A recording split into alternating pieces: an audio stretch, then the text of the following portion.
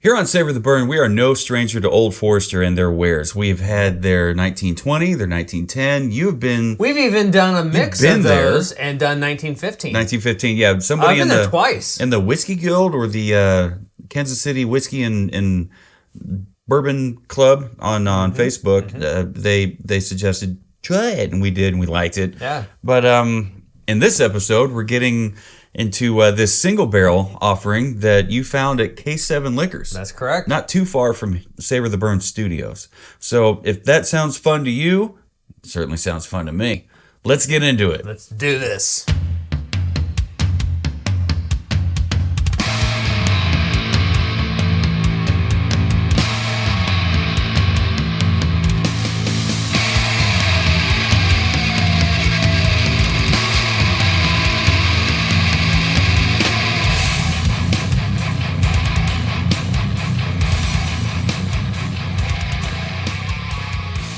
Welcome, ladies and gentlemen, theys and thems, to the Savor the Burn podcast. My name is Jonathan, and to your right, no, this is not a distortion of reality. This is Mr. W2. How do you do? The one and only. Doing well. How about yourself? Yeah, I'm doing all right. I'm still trying to come to terms with the loss of the beard. Yeah. You know, I might have a drink to that later. And here we are on the other side of it. Spring has sprung.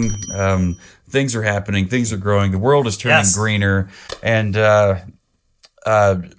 anyway, suffice it to say, here we are on this day, on this happy episode. We're going to check out a single barrel release from Old Forester. And if I'm not mistaken, they don't really have a lot of single barrel offerings, do they?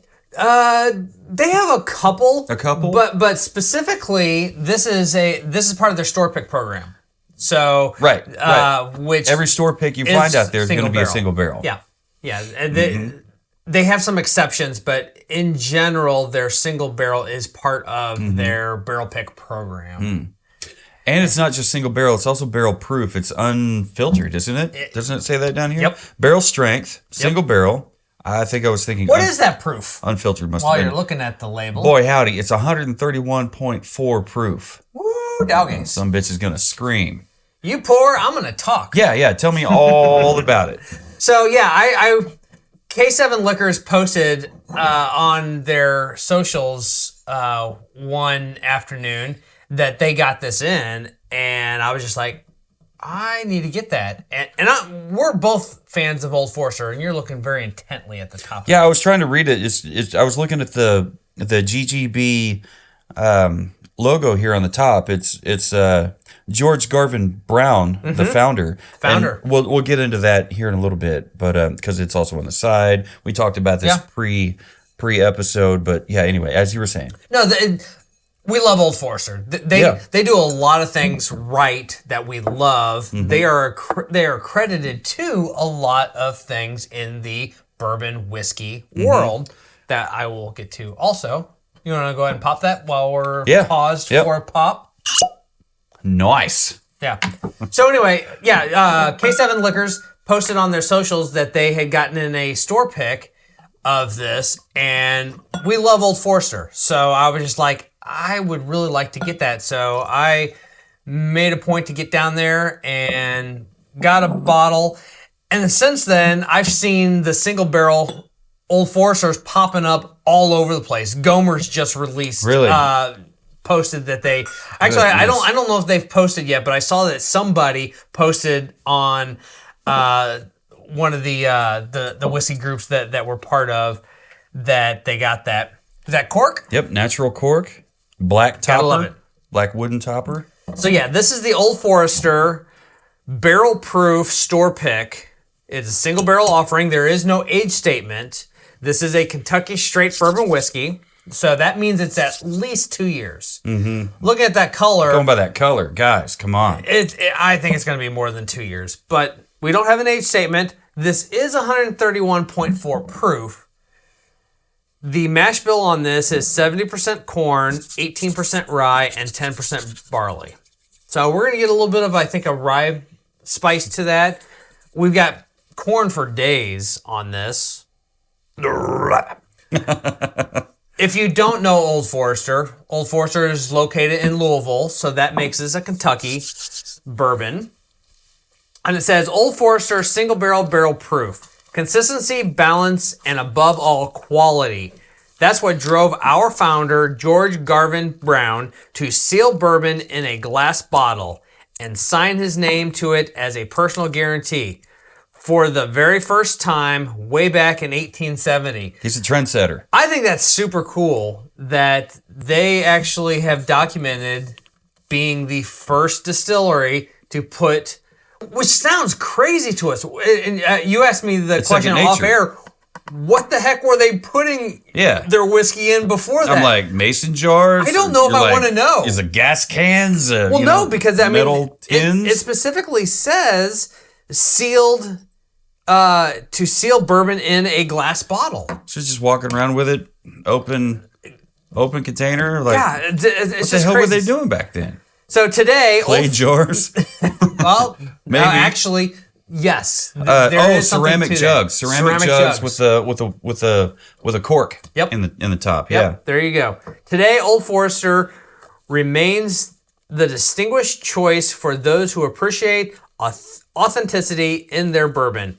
Individuals who wish to share a special place in this legacy have an exclusive opportunity to select a single barrel of Old Forester by purchase and personalization through our unique single barrel program. So that's what we have here. And they designate that with the blue label. Mm-hmm. So all their other labels, most of their other labels, are the white label, kind of the off-white parchment type label. Yeah.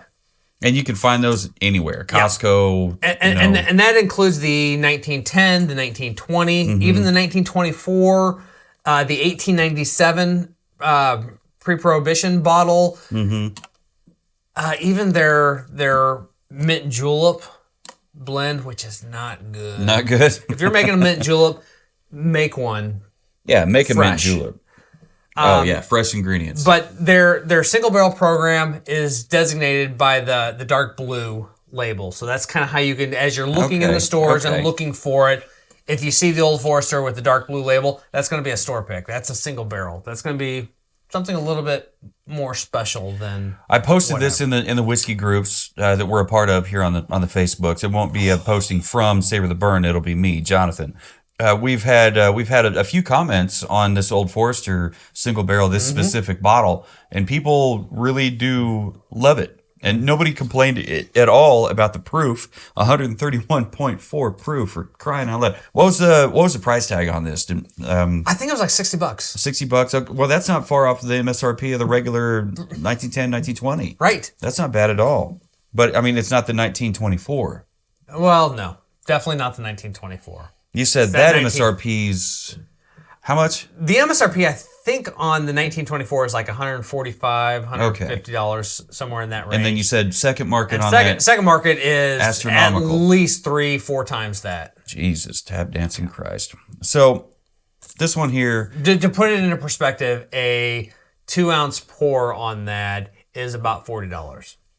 Where do you draw the line on a single pour? Well, when you're on vacation and out when and in about, Rome.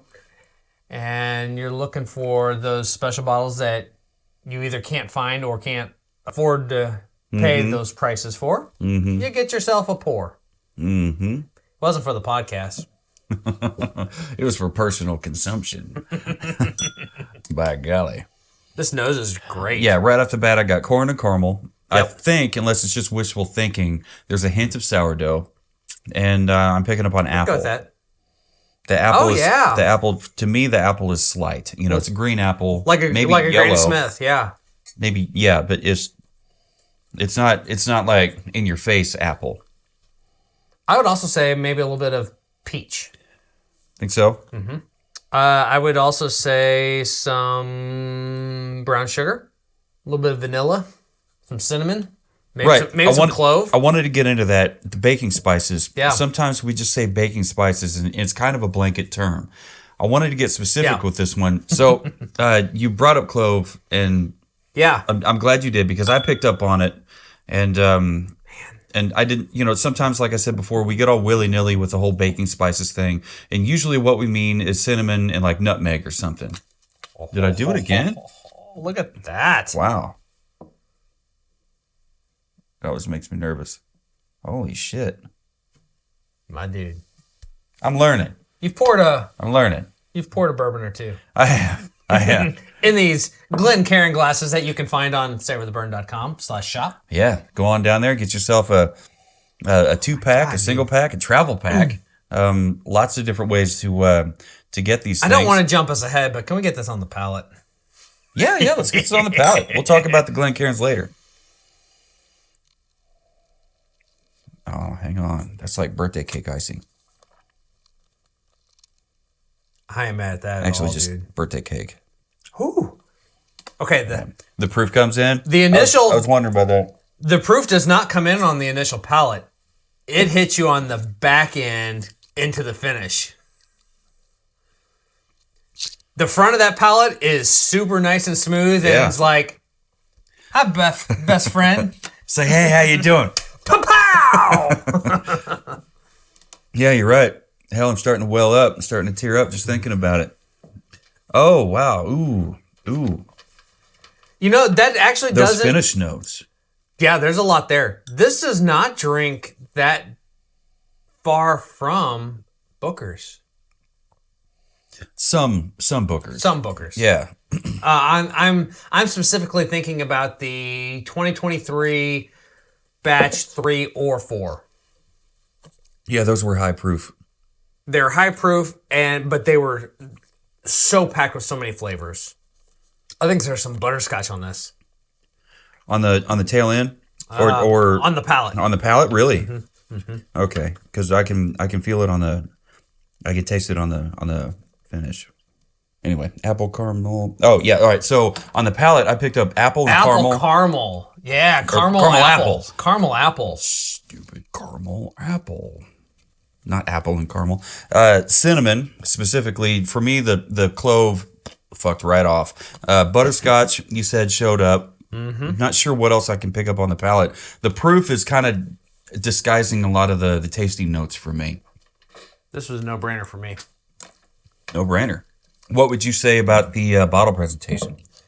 I am a sucker for consistency and brand consistency. Right. Specifically. Across the board. Yep.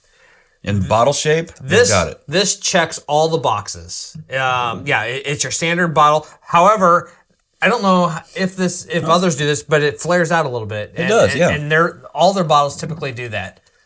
I love their neck bands, and they always do the medallions on both sides on the bottom and on the top. So there's 3 kind of medallions within the neck band. I think that's super cool. It's natural cork. It's a nice touch for sure. Yep, I'm a fan of natural cork. It doesn't have to be. Yeah. But I just like it. And I love the label is simple. I like the dark blue with the gold and white ink on there. I also am very appreciative of this little piece right here. Aside from us getting the ABV and the proof, I also can see that this came from Warehouse K on the 6th floor because they got that right there. Mm. There's no punt, but that's a nice thick bottom on there. Mm-hmm. If you have a shelf failure, this bottle sometimes might survive. Right. Sometimes the thickness of the bottom of the bottle and the shape of the punt, come to find out, can really make or break the bottle if it's falling from a height of whatever this is to the floor. And we did blame the cat at first. When you said the shelf fell, I was like that cat. I immediately blamed Ozzy. Mm-hmm. And then as I got looking, little forensic evidence. And then as I got looking at it a little closer and noticed that the casters on the front were bent in a little bit, I'm like, oh, that was a bad call on my part. However, there is part of me that still thinks that if you're going to sell me a shelf unit that is rated for like 5 shelves, each shelf was 1,500 pounds, so whatever that adds up to, that's a lot of weight. Oh, it wasn't the entire shelf was 1,500? Each shelf is each shelf is rated at 1,500. Why are you going to put casters on there that can't handle that weight? Otherwise, you're selling an accessory that is not compatible with what the shelf unit is rated for. So anyway, Yeah. still taking blame myself. You live and you learn. You live and you learn. The casters were a convenience thing because we did rearrange the studio here a couple of times. Yeah, and so it made it a little bit easier to do that. It was just that last rearranging. Probably the casters took offense. Yep. Never know, silly casters. This new shelf system, though, This is solid. It ain't going anywhere. I'm more than in love with it. So if you have yourself a whiskey collection of any size, doesn't matter if it's this or the other side. Like, spend the money on your shelves. Spend the money on your shelves and spend a little bit of money on a strap to secure it. Yep. Right. Not a strap, a 9mm from where I come. You strap shit. No. Tie your shelf. Tie it to the wall. To the wall. Find a stud. Yep. Not me. Not him. There's a stud in the wall that you have to attach it to. Know what I mean? That was a drill going in the wall. There's a drill from a stud. No, wait, into a stud. Sorry, I'm going to finish my ratings. What did you give this on the nose? I'm going to finish my ratings. Please hold. On the nose, I gave Bringing us back. I gave it an even 4. How about you? I gave it 4.5. 4.5. Wow. Okay. Was it anything? What was it about the nose that made you, take my 4 and go to a 4.5? The caramels and corn and baking spices. I mean, everything at 130 plus proof. Yeah. Everything was on 11. For you and me, honestly, the baking spices were individualized. They weren't just a kind of a mix, right? It wasn't like, cinnamon and nutmeg and clove and allspice and anise or anise, however you pronounce that. I'm not sure. Leave your hate mail, Jonathan at savortheburn.com. But we individually picked out clove and cinnamon. So those two stood out to us just on the nose, just by the smell. Yep. And so I was happy with it. I was a little confused. Maybe there's a little rye in there, malted rye, and it came across like sourdough in my nose. Well, there's absolutely a little bit of rye in there. In fact, there's 18% rye. You had the mash bill? I do. What do you got? Well, I'll Did you want to reiterate. talk about this? I did, but that's okay. I was pouring. I was doing the whole thing. 70% corn. Wow. 18% rye. Decent. Which is decent. Yeah. For a bourbon. It could be that's a healthy amount of it's rye. It's like 10 or 15% rye, but this is. And then you got 10% barley. Okay. All right. Super simple. It's not a 4-grain whiskey, 4-grain bourbon. What's interesting about this? I would have thought there was some wheat in there. And I pulled this right off of their website, but if you do that math, 70%, 18%, 10%, there's 2% unaccounted for. Unaccounted for. What's in there, Old Forester? I would think if they had another grain in there, they would have it listed. Yeah. But yeah. They don't. Somebody's math's off. It ain't my math. It's I copied and pasted. Yeah. That's copy-paste math. Can't get mad at us. What did you give this on the palate? On the palate, I bumped it up a little bit and went 4 1/4. I bumped mine up a little bit also and went 4 3/4. Okay. So for you, these flavors screamed. They had to have at 4 3/4. They scream for me, and as I've gotten into this, I have found a love for the high proof bourbons. Yeah, the high proof bourbons are more true to what comes out of the barrel, and this is barrel proof. This is right out of the barrel. Less filtration, definitely. It's single barrel, and it's what's out of the barrel. It's what came out of the damn barrel. Like, come on, and.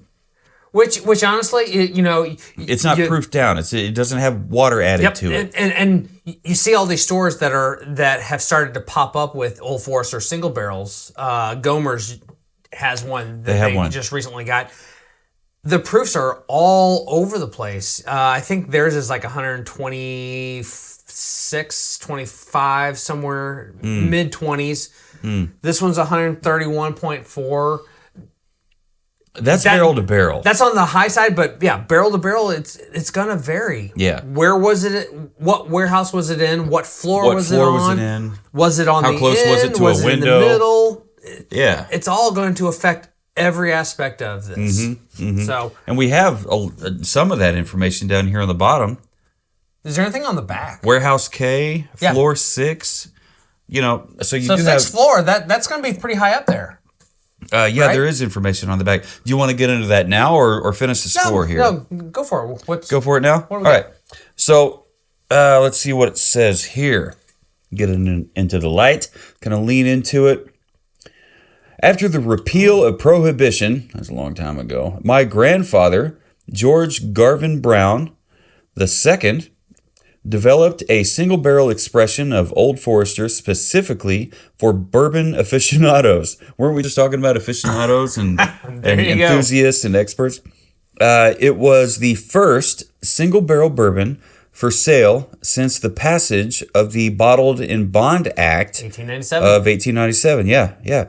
Today, we honor the legacy of firsts that Old Forester began in 1870 with this unfiltered barrel strength offering. Now there's an asterisk next to unfiltered. I want to look down here. See, there's an asterisk right here. 44 hits a little bit different than 43 did, so I'm not sure where I should hold this. It said, here it is. All natural barrel. Please hold while I grab my phone. Magnifier. And camera. I don't know, I want to blame the label, but I can't say it's the label's fault. I think it's probably my eyesight starting to fail me. All natural barrel char sediment, has been removed. Okay. Well, via dump room screening. That's common. That is very, very common. Yeah. Most distilleries do that. In extremes of temperature, this bourbon may naturally haze or cloud. Yeah. Yeah. This is normal for an unfiltered bourbon whiskey. Yep. So it's unfiltered. So no matter what, it's unfiltered. They're putting down the metal screens. Yeah. And then as they roll the barrel to dump it, it's passing through the screen and the charcoal that is down there. Yeah. And I don't know if this is just bubbles in the glass or whatever, but actually I'm sure that's what it is because it's not swimming. But whatever, it doesn't matter. I'm happy to see somewhere on the bottle it telling us that it is it is unfiltered. It's screened.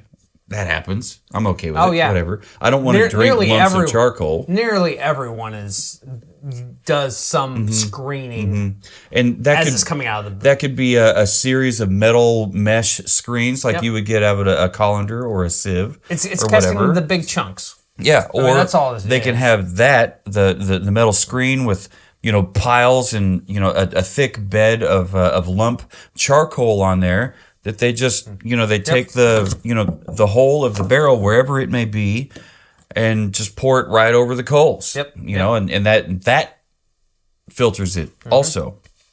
What did you give this on the finish? On the finish, I kept it at 4 1/4. Mine was 4 1/2. At 4 1/2? Okay, so you kept it. No, wait, you dropped yours to 4 1/2. Back to my nose. Okay, back to the nose, yeah. Yeah. So on the finish, we didn't discuss this, but I wrote down here, it almost had a little bit, on the finish for me anyway, a little bit of a reminder of a French toast with like the powdered sugar that I'm really not a big fan of, but French toast, maybe sourdough, egg, vanilla. Like, actually, I'll write down vanilla because that did come in there. Vanilla's all over it. In fact, as I'm sitting here, still chewing on my finish, is that vanilla bean? It might be. It's hard to say. I'm a big fan. Thanks to Jennifer, anyway. I'm a big fan of vanilla bean ice cream versus just plain vanilla, or French vanilla, or country vanilla, or whatever they want to say. Anyway, so for me, it kind of tasted like French toast, with maple syrup drizzled over the top and white pepper on the finish. Okay. Yep. So I like I'll put a question mark next to that. You can put that on the website, savortheburn.com/liquor cabinet, or just go to savortheburn.com, click the drop down menu, and you'll find this under bourbon. It's 100% bourbon. Yes, sir. Yeah, this will be in the bourbon section, which is the top Kentucky section. straight bourbon. Kentucky straight bourbon. So that brings us to bottle presentation. We did not really talk about bottle presentation a whole lot. We did talk about the bottle presentation, but not in depth, which is sometimes we get into the weeds when it comes to our bottle presentation. There's so much I love about this. I don't think there's any one thing that kind of screams and puts it over the top by any means. Definitely not. But I still gave it a 4 1/4. I don't know what we gave the other Old Forester bottles. The 1910, the 1920. Those are out in the liquor cabinet. They are in the liquor cabinet. Just talked about that. But this one here, you gave it a 4 1/4. I gave it a 4 even. I'm happy by it. I was a little bit wowed because there were some things about this. The signature on the neckband. We talked about that pre-recording. That's really cool. That was he said his name here, George Garvin Brown. Yeah, and I was a little confused because that paragraph was signed. What is it here? Campbell P. Brown. And I'm like, those letters don't match up, and it's all in cursive. Not everybody can read cursive nowadays. And don't fight me if I'm wrong. But if you want to, email him w2@savortheburn.com. Yeah, or just leave us a comment. But if I remember correctly, though, George Garvin Brown is the founder of Old Forester. However, he named it after his good friend and personal physician, Dr. Forester.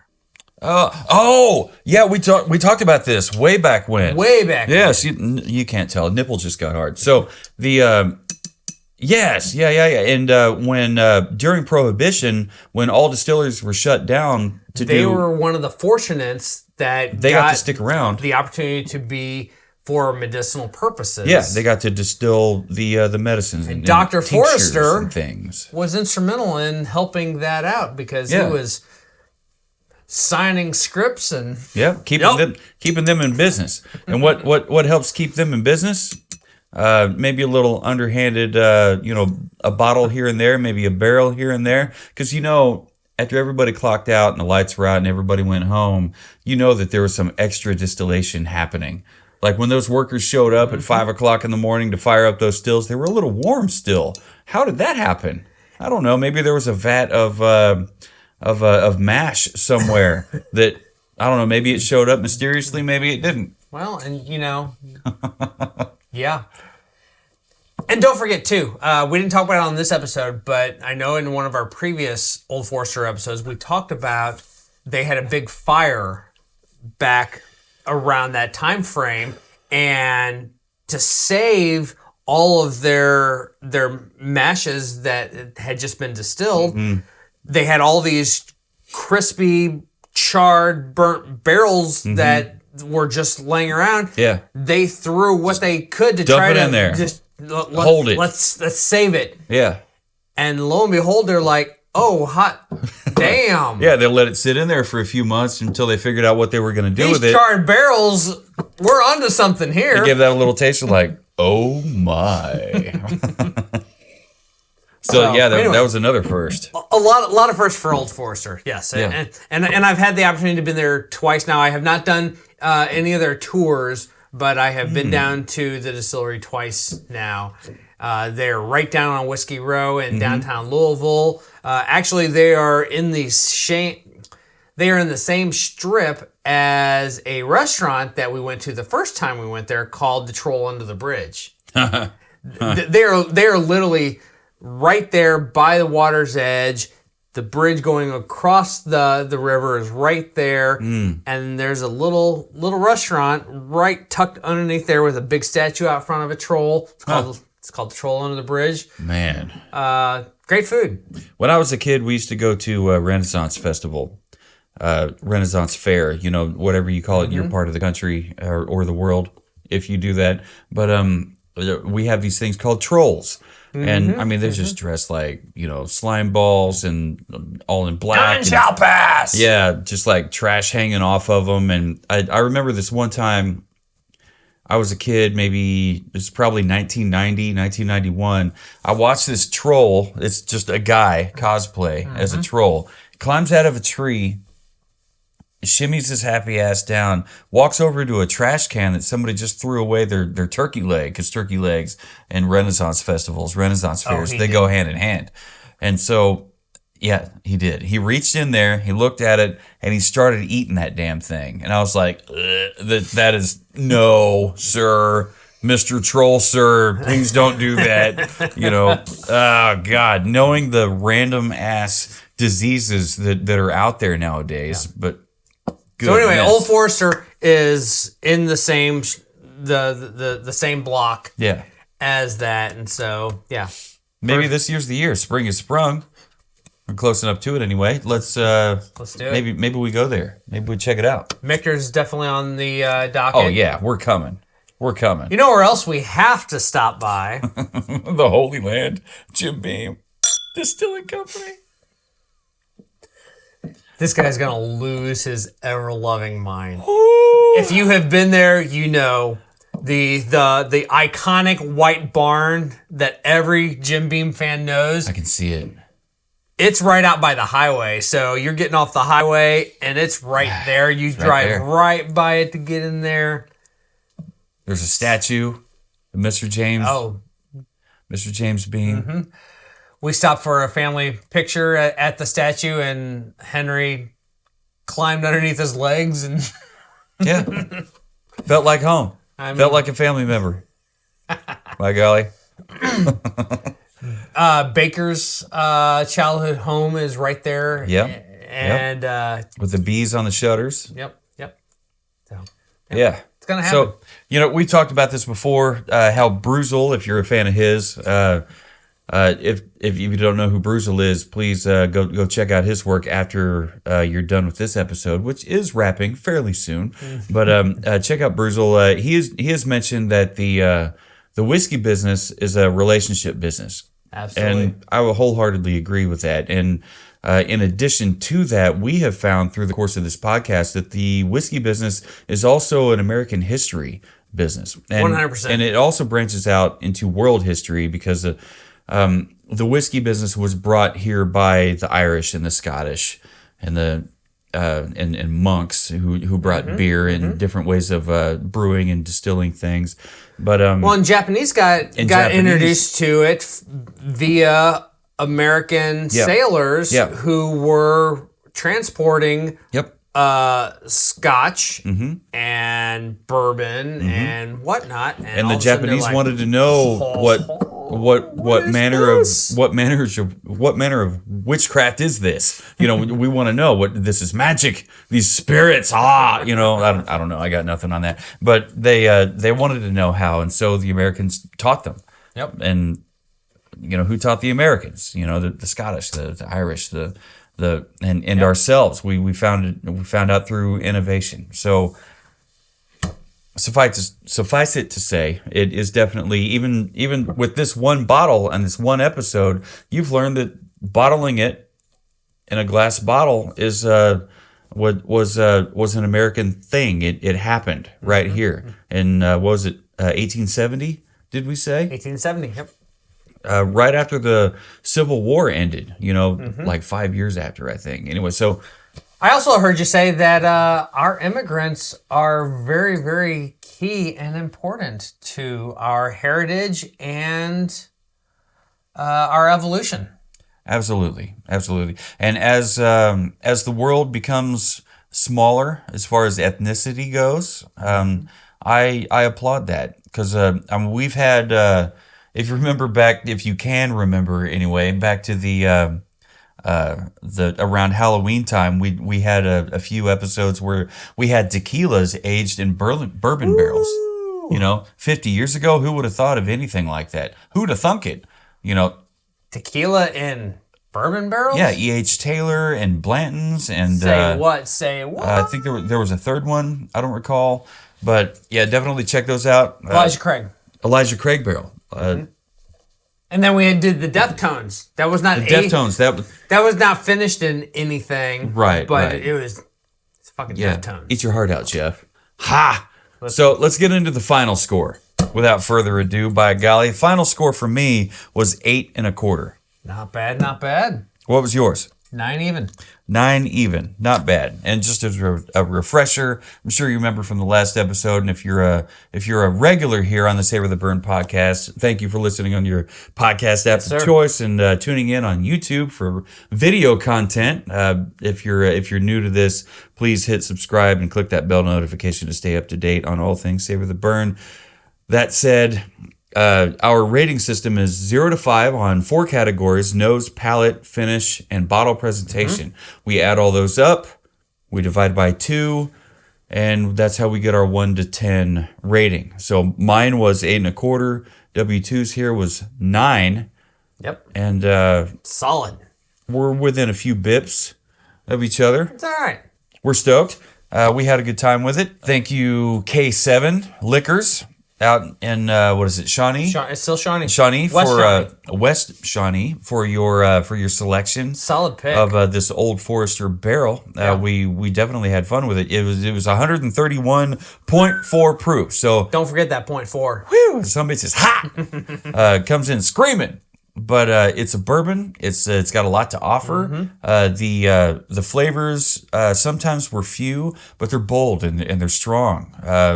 I'm putting you on the spot here as far as cocktail suggestions go, but if you had to make a cocktail out of this bottle, what would you do with it? Manhattan or Boulevardier. Boulevardier usually requires a stronger, 90, 95 plus proof to make it really sing. So I would wholeheartedly agree with that. But a Manhattan usually calls for a rye. Rye or a bourbon. Rye or bourbon, yeah. But a high proof bourbon? That would, it would shine. It would shine. Totally. Yep. Totally. And it's got 18% rye in there, so it's got some rye bite to it. It does have rye. Yeah. Which we picked up on second nose. Did we talk about it? We did not. Oats. A lot of oats, yeah. Oatmeals, maple. Maple syrup. Yeah, maple. Brown sugar. Yes. If you want to know more about the second nose, go watch some old episodes where we talk about it in every single episode, but this one. So on a final note, thank you to our Patreons for tuning in and supporting us. Thank you, our regular subscribers, for listening on your podcast app of choice and watching on YouTube. We're definitely glad to have you along. And if you can find this bottle, if you're in the Kansas City area, or if you can't find this specific bottle, there are a lot of stores right around this time that are starting to do their store picks of it. Yep. So it's available. We suggest you find a local to you Facebook group involving whiskey in some way. We have follow along and you'll hear about these kind of things. Yeah, we have. That's how I heard about it. We have the Whiskey Tribe, which is more of a national thing because of the Whiskey Tribe YouTube channel. We have the Kansas City Bourbon and Whiskey, or Kansas City Bourbon and Whiskey Club on Facebook, and we also have the KC Whiskey Guild. So if there's also a Lee Summit Bourbon Club. There's also there's a couple other ones that we've become affiliated. You can with, zero in on your city, or you can zero in on your region, or nationwide, whatever. Whiskey Tribe. Maybe Bruzel has one. I have no idea. Anyway, so find yourself a single barrel, barrel strength version of this, and let us know what you think. Yeah. Send your emails, info, W2, or Jonathan, JONATHAN, at savortheburn.com. We'd be happy to hear from you. So without further ado, thank you for watching this episode or listening to this episode of the Savor the Burn podcast. My name is Jonathan. This is W2. And no matter who you are, where you are, what you're drinking, and who you're drinking it with, never forget, keep on burning.